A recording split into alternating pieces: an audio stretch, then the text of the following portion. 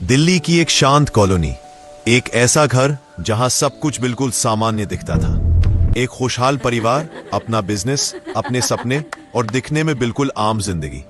लेकिन 1 जुलाई 2018 की सुबह जब उस घर का दरवाजा खुला तो अंदर का दृश्य देखकर पूरे देश की सांसें थम गई।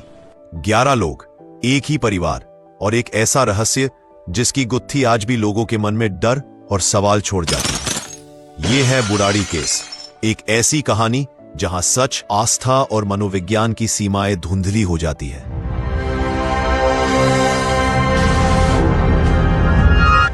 बुराड़ी के संत नगर इलाके में एक 3 मंजिला मकान, यही था भाटिया परिवार का घर जो करीब 20 साल से वहां रह रहा था। परिवार का अपना किराने का और प्लाईवुड का काम था। परिवार में कुल 11 सदस्य थे। सबसे बड़ी थी 80 वर्ष की नारायणी देवी, घर की सबसे बुजुर्ग और पूरे परिवार की मुखिया। उनकी बड़ी बेटी थी प्रतिभा भाटिया, उम्र 57 वर्ष, जो विधवा थी और अपनी 33 वर्षीय बेटी प्रियंका के साथ इसी घर में रहती थी। नारायणी देवी के बड़े बेटे थे भुवनेश, उम्र 50 वर्ष, उनकी पत्नी सविता, उम्र 48 वर्ष, घर की बड़ी बहू। भुवनेश और सविता के 3 बच्चे थे, 25 वर्ष की नीतू, 23 वर्ष की मोनू और 15 वर्ष का बेटा ध्रुव। दूसरे बेटे थे ललित, उम्र 45 वर्ष, उनकी पत्नी टीना, उम्र 42 वर्ष और उनका 15 वर्ष का बेटा शिवम। एक ही छत के नीचे 3 पीढ़ियां साथ रहती थीं। एक बड़ा संयुक्त परिवार जो बाहर से बिल्कुल सामान्य दिखता था, लेकिन कहानी कुछ और थी।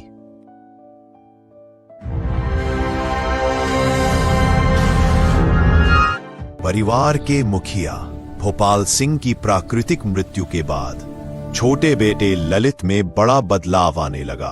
वह धीरे धीरे चुप रहने लगा, अंदर ही अंदर खोया हुआ। फिर एक दिन उसने अपने परिवार से कहा कि उसके पिता की आत्मा उससे बात करती है और उसे जीवन जीने के तरीके बताती है। शुरुआत में यह बात अजीब लगी, लेकिन धीरे धीरे पूरा परिवार उस पर विश्वास करने लगा। ललित की बातों को लिखने के लिए डायरी रखी जाने लगी। सालों तक 1 नहीं, 2 नहीं, बल्कि 11 डायरी लिखी गई। हर निर्देश, हर कर्म, हर बात नोट की जाती रही।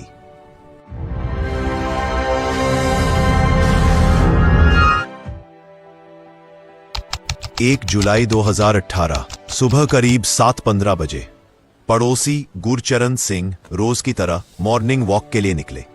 उन्हें अजीब लगा, दुकानें बंद थीं और ललित बाहर नहीं दिखा।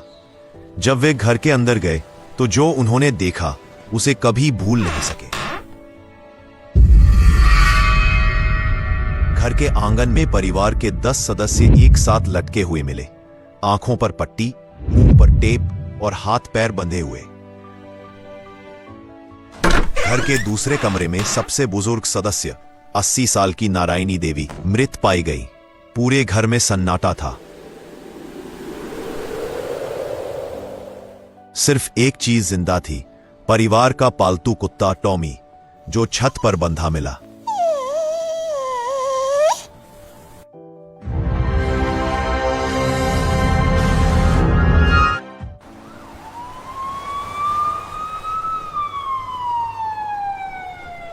शुरुआत में पुलिस को शक हुआ, क्या यह हत्या है?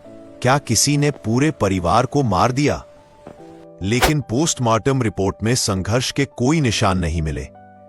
फिर घर की तलाशी में जो मिला उसने केस को और ज्यादा रहस्यमय बना दिया।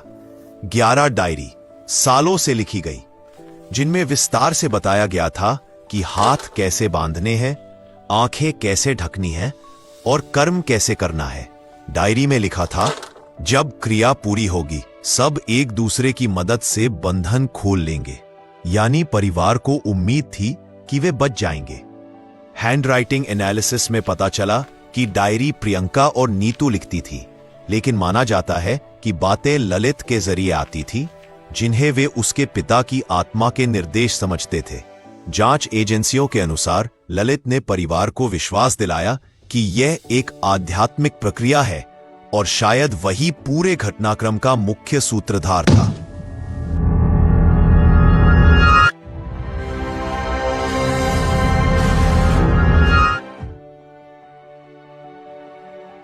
मनोवैज्ञानिकों ने इसे शेयर्ड साइकोटिक डिसऑर्डर यानी साझा मानसिक भ्रम कहा, जब एक व्यक्ति की सोच या भ्रम पूरे समूह को प्रभावित कर देता है।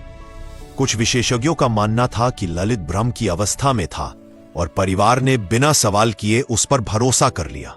हालांकि परिवार के कुछ रिश्तेदार आज भी मानते हैं कि यह आत्महत्या नहीं बल्कि सोची समझी हत्या थी, और यही इस कहानी का सबसे बड़ा सवाल बन गया।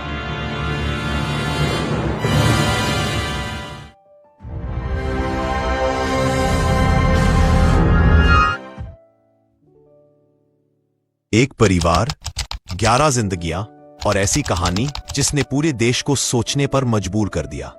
क्या अंधविश्वास इंसान को इतना दूर ले जा सकता है, या इस केस में अब भी कोई अनकहा सच छिपा है? बुराड़ी का यह घर आज भी लोगों को याद दिलाता है कि कभी कभी सबसे डरावनी चीज भूत नहीं बल्कि इंसानी दिमाग की गहराई होती है।